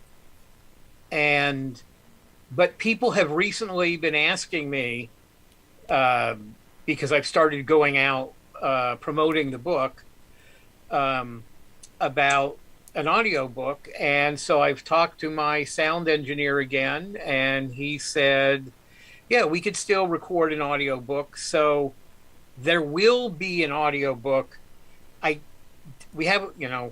I've recorded the first 50 of 425 pages. Wow. So I don't know exactly when, but we'll get back to recording it now that everybody's healthy again. And we'll release it. It'll be, the book's available from Amazon. It's available from barnesandnoble.com, and it's available from walmart.com. And it's a chunky book. I'm holding it up edge to the camera. It's gigantically huge. when I, for years, people have been saying to me, you've got all these great stories, you should write a book. And I was like, thanks. I appreciate that they liked the stories I was telling at conventions and things, but I didn't really think I had a book's worth of stories. But I put together a slideshow for a convention in Finse, Norway. Finse is where we shot the exteriors for Hoth. And they did a convention, and I was one of the guests of honor. And so I did a slideshow for them. And I decided, well, let me take this slideshow and see if I can use that as a basis for a book. And I took all the stories I had posted on Facebook over the years and collected them up. And I thought a book has to be 50,000 words or more, or it's not really a book. It's a chapbook. It's a pamphlet. Right. I would want it to be something that people go, oh yeah, it's really a book.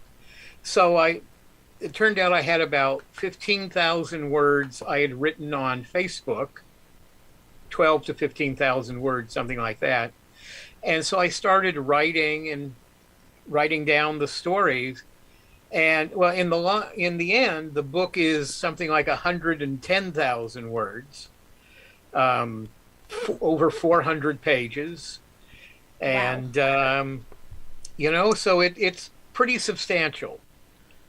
Well, and looking at the book, I mean, you have taken a lot of care to dive into things that really are, while they might be peripheral, are very much of interest to people who are sort of, original generation fans, like a lot of us were when we were 10 years old when Star Wars came out.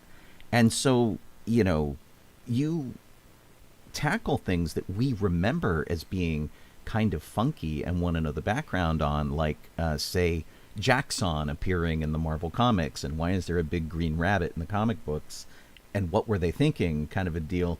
And a lot of these things these stories that you tell really do scratch an itch for us as Star Wars fans. And some of them even you read and you're like, you know what? I didn't know I needed to know that, but boy, am I glad I did. And that's the phenomenal thing about this. And I have to say, too, and I've shown a little bit of this on screen, is that this thing's packed with a lot of photographs. And a lot of them are from your personal collection, being on set, standing with Big Bird, hanging out with R2 and 3PO.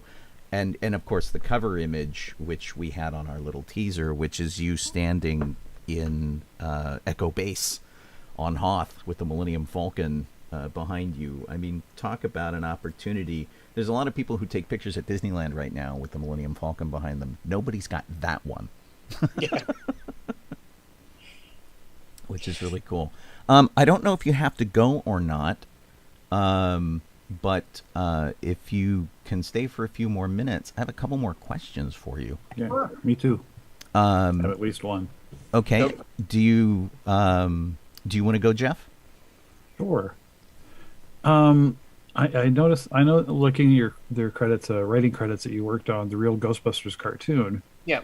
And what I was wondering is, when writing that, did they have a sort of, I don't know what would be the right word, profile or whatever, for each character Bible in the for cartoon the show? universe? Or did you try to base it somewhat off the film version of the characters? Or, that's what I'm wondering. Real Ghostbusters was actually the first show I worked on as a writer. I decided I wanted to become a writer. I wanted to do something more directly creative. And that was the first show I had a chance to work on, and I ended up doing 3 episodes for the first season.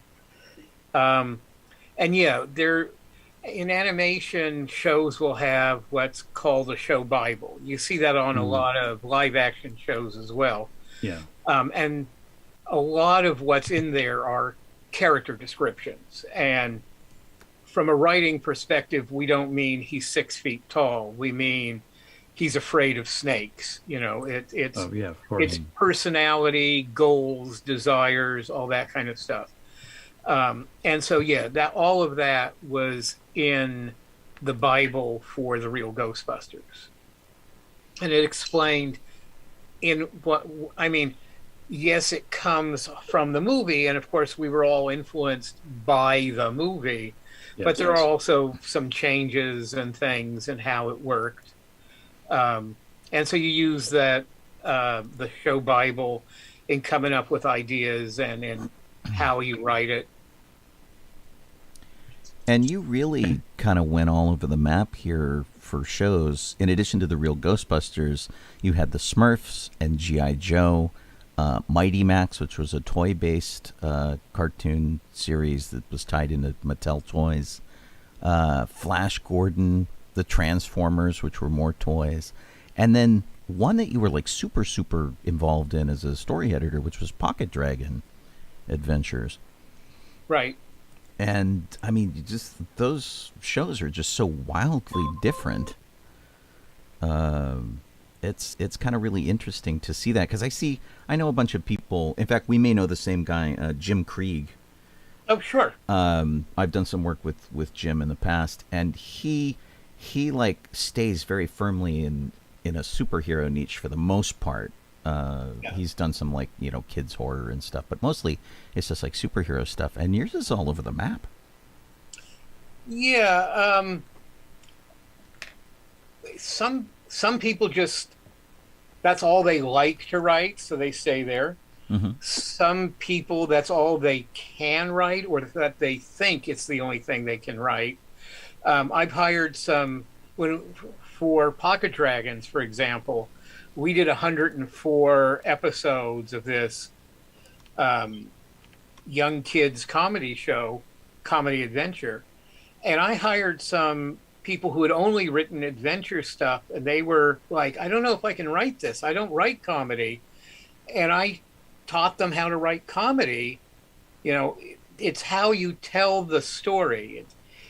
Because comedy stories are not stories. They're just like adventure stories. You just tell them funny.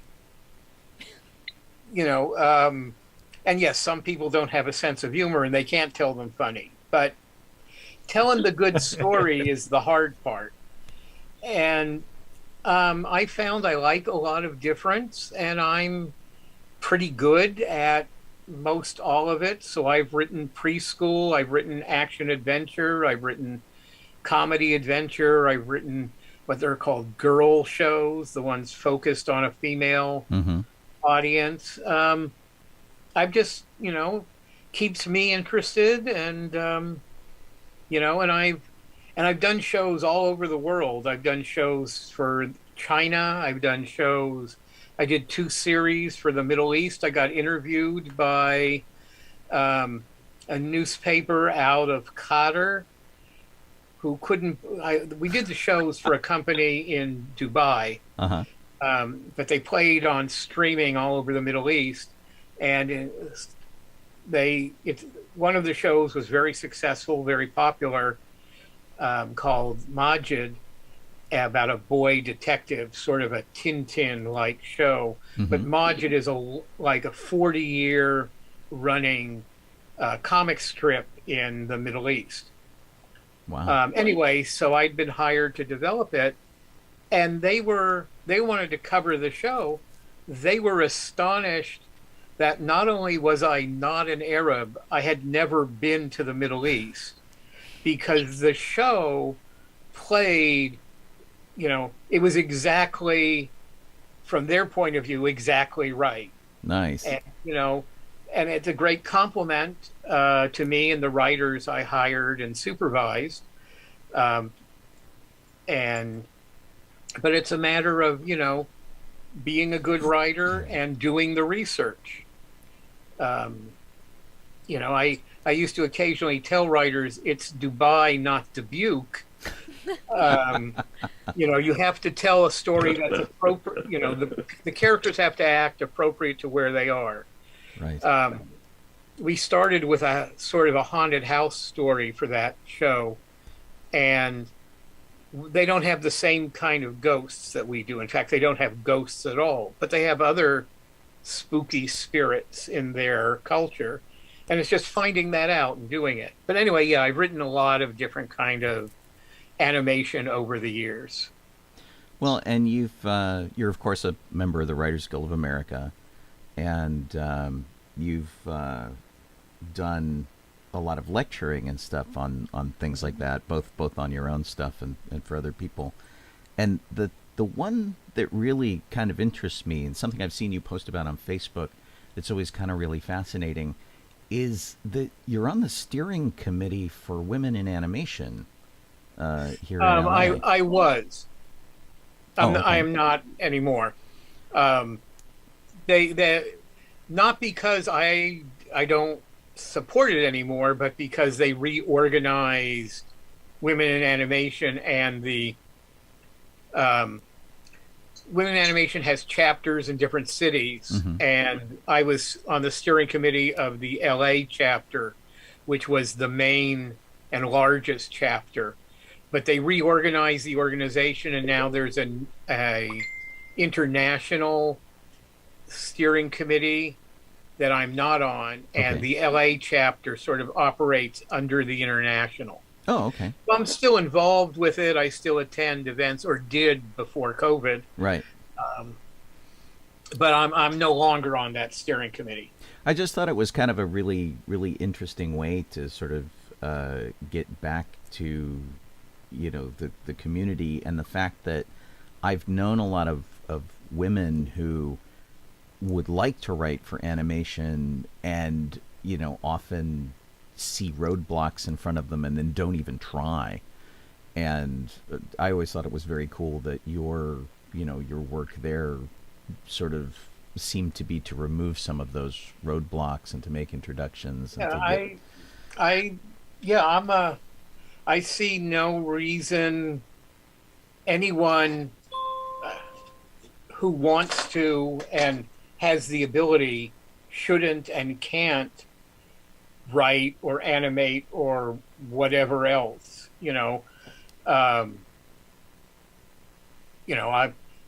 My wife has a PhD in theoretical chemistry. I think women can do most anything. It's not, none of it's gender based. And I've always, when I've been in a position to hire writers, I've always employed a lot of women writers as well as male writers. I've employed first-time writers as well, some of whom have gone on to lengthy careers. I think helping other people is how, how you should be, whether it's writing or anything else. Cool. Yeah. And I know, I'm the beneficiary of people who have given me a hand up in 100 ways. Charlie hiring me on staff at Lucasfilm. The first, I sold my first scripts because I knew a guy who took a chance on me. And everyone I know in the industry, going to film school is nice, but the stories always come down to, and then there was this guy, or then there was this woman who I met, and who, it's always one person helping someone else, at least getting in the door. Once you're in the door, you have to deliver the goods. You have to be qualified. You have to be talented. You have to do the work and deliver it on time. But it's all about people. It's not about being somebody's son or being somebody's brother, but it is about meeting people and getting to know them. Cool. Jeff and Colleen, do you guys have any wrap-up questions? I do not. As I totally put him on the spot. I know, so, hey, Jeff, guess what? It's your turn. Go. I'm curious about. I mean, I do like the like similar to the real Ghostbusters, and you did a series that I actually enjoyed when it was on TV way back when, was Bionic 6, and it seemed like it may have been something that started as or it may have been animated overseas this looks wise, but otherwise very fun series. So I enjoyed what you did with that, the stories. Bionic. Pretty much every series from the 80s on has been animated overseas. Mm-hmm. Okay. Bionic 6 was a combination of Universal Studios, which thought they owned the word bionic because of the Bionic Woman and the $6 Million Man. And so they wanted to do an animated show. And it was actually a Japanese company that actually employed us to write the scripts, and they did the animation. Bionic 6 is an odd show. I wrote 10 of the 65 episodes for that show, and it started as a straight action-adventure superhero show, and then they realized their basic concept was kind of dopey, and so like half a dozen episodes in, they completely redid the concept. And the exact same characters, the exact same situations, but we did it as a comedy. And again, it's how you tell the stories. Yeah. None of the characters change. Yeah. We just told funny stories about them. That's funny. Yeah. It worked really well. Sweet. We're about 10 minutes out. Do you want to hang out with us, Craig? Do you want to take off? We give you the No, option. if you don't mind, I'll stay with you. I like you guys. We're about to talk about our Star Wars history segment, which we usually do at the beginning of the show, but we thought we would do towards the end in deference to you as our lead-in. You want to take that, Jeff? Sure.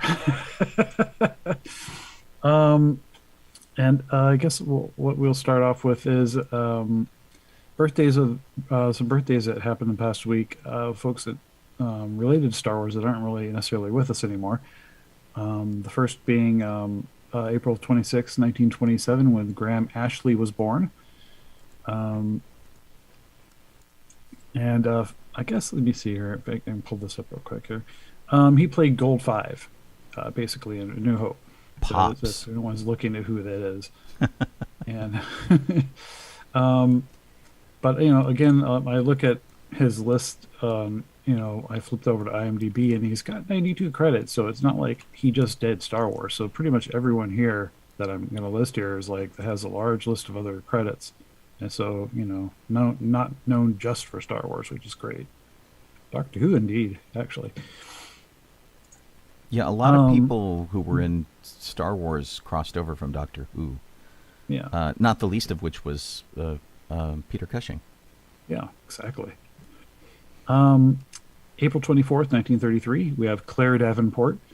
And she was, I'm going to pronounce this one right because it's a Star Wars name, but Yarna Dalgargan. Yeah, whatever.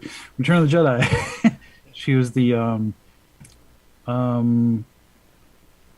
kind of larger woman dancing in the Probably in the best way palace, to describe her I guess. was the six-breasted guess. bikini dancer There we go. We'll do that. in yeah. Jabba's palace. Yeah. But her credit list is out of Oh my control. goodness. I know it was. I saw that. It was nuts. I mean, I can pull the darn thing up again. I saw this thing and just kept going. I'm going, what? This do, this do, this do, this. It just kept going on and on and on. Doctor Who, the Pink Panther, yeah. Elephant Man. Good gravy. She's nuts. So I'm glad that these a lot of these folks were just a little one-off. Here you go, you're done. We have April 22nd, 1939. Mark Jones played Commander Nimitz in Ember Strikes Back. He was born. Let's see, 55 credits up for him. So Buccaneer and such, and Doctor Who, of course. Just assume they were in Doctor Who. It's a theme going. Our last of the birthdays was April 26, 1940, which was Harry Fielder. He played Corporal Grenwick in A New Hope. And, of course, again, 280 credits. I think he's the biggest. Holy crap. Number of stuff. So, yeah. Even he actually was in Highlander as a hospital guard, believe it or not. How about that? Now, so our first Star Wars history item actually, Blake 7. Craig, sounds like something that you would have been involved in. And what's that? Yeah. I'm sorry. Here we go. I'll get back around to this darn thing. April 27th, 1979, when Vader and Boba made a private appearance at the Bib Company. Oh, okay. I was not involved with that. Oh, but darn. Bib was one of our licensees. Right. Boba Fett kind of had an interesting unveiling where I guess his first sighting was in a parade in Petaluma. Like Petaluma days or something? Not Petaluma, but someplace immediately adjacent, I forget. But it was one of the cities that we had offices up in Northern California, and they had like a Founders Day parade or something every year, and they liked the companies based there to participate. So we had Darth Vader, which was played by Bryce Kermit Eller. Mm-hmm. And Boba Fett, it was his first appearance. It was more or less a test of the suit. Gotcha. And they marched in the parade. Wow. And there's photos of them in the city newspaper from that town. Yeah, that's where I first saw pictures of it, where they were just cruising down the street. And that was, of the entire parade, that was the big news. Yeah, yeah. Well, they were at the front of the parade. Well, come on. It was Star Wars in that town. Right. And I actually talk about that parade and that photo in my book. Oh God. I'm sorry. I was trying to do two things at once. I think Kit just showed up by. No worries. Yeah, Kit's back. Okay. April 26, 1982 was when principal shooting for Endor started filming in the forest around Crescent City, California. Sadly, without David Lynch. I know. It could have been a very different film. Very different. Yeah, good grief. That would have been bizarre.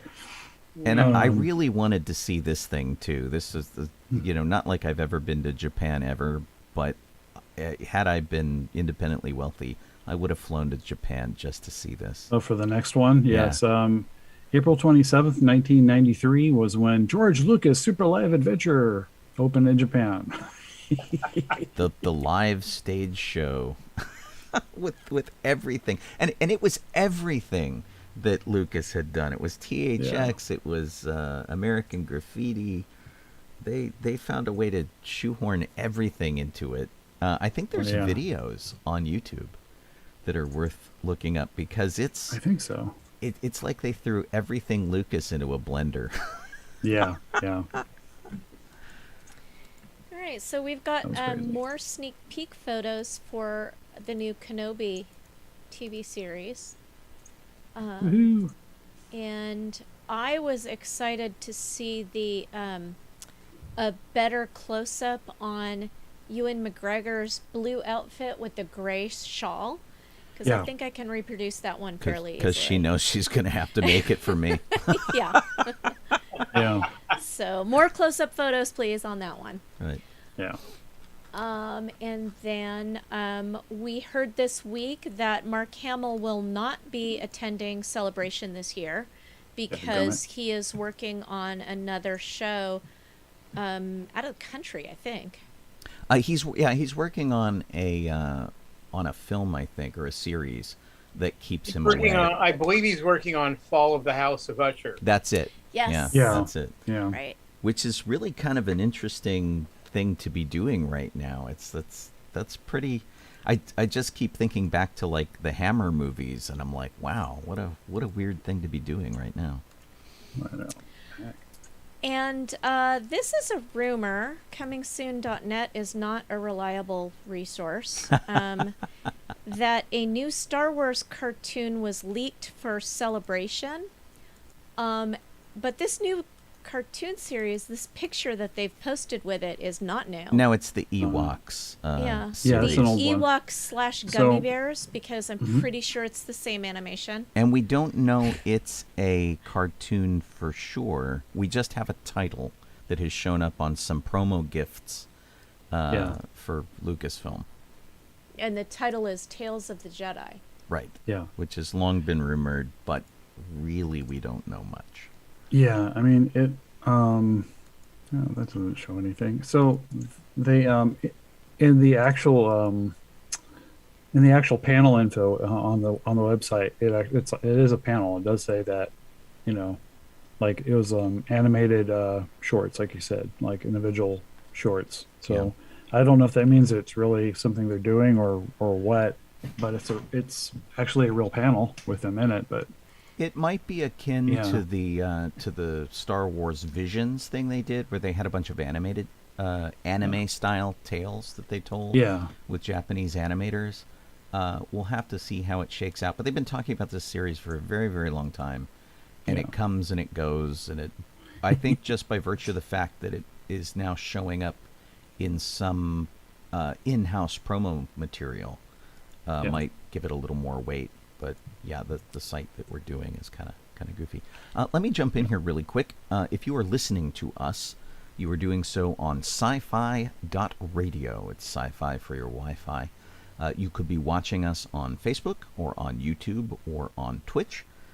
If you're just joining us, our guest has been Craig Miller, who is the author of Star Wars Memories, a terrific book that you can find on Amazon right now to order. And when I say book, I mean, I'm going to hold this up here. It is a substantial book as big as my head. And it's got tremendous behind-the-scenes stories as lived by Craig Miller, which is really terrific. So you'll want to look into that. I am Sean Obi-Shawn Crosby. This is Jeff Solo Donoho. I'm Colleen Kaylee Crosby. And thanks for hanging out with us. We appreciate it. We usually end our show at about this time. Do we want to let Craig go and let everybody go? We're going to call it for this week. Are we still talking? What are we doing? I'm about to fall over. Oh, well, that would be there you good. go. So I am so Thank you guys exhausted for today. having me. Yeah. Well, and we appreciate you all different ways, Craig, all the time. But thanks for coming on. It's really is pretty amazing to the kind of world that we have access to these days, and the people who come forward who are willing to tell their stories.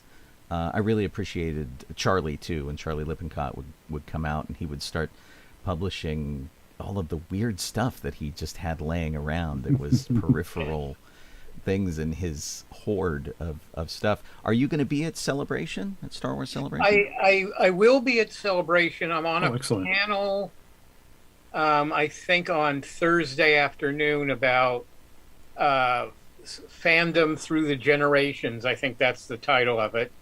Oh. I'll be talking about Star Wars fandom. I will not have and I'll be at most of the convention, but just wandering around. I'm not. Oh, cool. You don't have a table. Into any other places at the moment. The day before, if I can just plug this event, there's a thing called Bunta Eve Cantina, Mm-hmm. which has apparently been going on for several years, tied to fan event, tied to Celebration, whatever city it's in. And it's at a restaurant called, I think it's called Biggs Fullerton. It's near the convention center. And there'll be a bunch of people like me who have written Star Wars books, selling and signing their books. Wow. And there'll be a number of actors there as well. You're not going to see Ewan McGregor there, but some much lesser known actors, but still people who had been involved with the Star Wars movies will be signing autographs there as well. And it's a free event, unless you order food or a drink, of course. Right. Gotcha. Our local Going on at the Biggs from 4:00 on, and then I think in the evening they're doing Star Wars karaoke and American Idol and stuff. And it's apparently a fun event. I haven't been to it before, but I'll be there with my books, and I'll be wandering around at Celebration. Cool. Oh, cool. Yeah, I've had a bunch of people send me their schedule asking if I would come to do the Cantina karaoke or Alderaan Idol, I think is what they're calling it. Yeah. And so it starts at 4 p.m. and it closes at 2 a.m. with the karaoke ending at 12. But it's from 4 to 8 p.m. is all ages, and after 8 p.m. you have to be over 21. Right. So it looks pretty fun. Let me know, Craig, if you need me to smuggle in copies of your book. I'm going to have my car on display. So if you can only carry a few of them around at a time, I can load up my trunk.